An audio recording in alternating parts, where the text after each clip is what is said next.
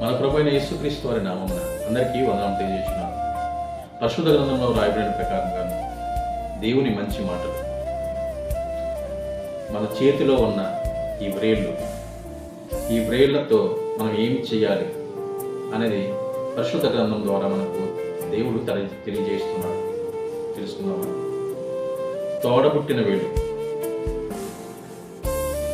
మీ అక్క చెల్లెల కోసం, అమ్మా నాన్నల కోసం, నీకు పుట్టిన బిడ్డల కోసం, నిన్ను ఆత్మీయంగా చూసే వారి కోసం ప్రతిరోజు ఎడతెగక వారి కోసం ప్రార్థన చేయాలి. చూపుడు వేలు, మార్గం చూపే వారి కోసం ప్రార్థన చేయాలి. ఎవరు వారు? మనకి చదువు చెప్పే టీచర్స్, వారి కోసం, మనకు జ్ఞానాన్ని నేర్పించే పాస్టర్ల కోసం, సంఘ బిడ్డల కోసం ప్రార్థన చేయాలి. మధ్య వేలు, మనకంటే ఉన్నత స్థాయిలో ఉన్న వారి కోసం ప్రార్థన చేయాలి. రాజకీయ నాయకుల కోసం, మన దేశాన్ని పాలించే నాయకుల కోసం, మన ప్రపంచాన్ని పాలించే నాయకుల కోసం,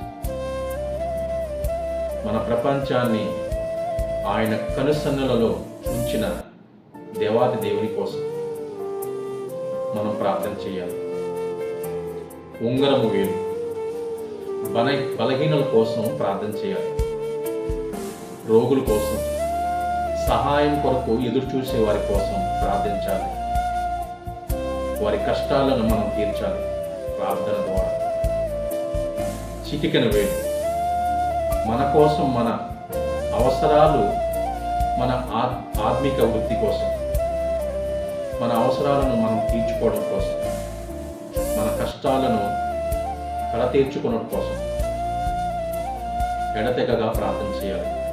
మన విశ్వాసంలో ఎదగాలన్నా, దేవుని పరలోక రాజ్యము మనం పొందాలన్నా వీటి కోసం మనం ప్రార్థన చేయాలి.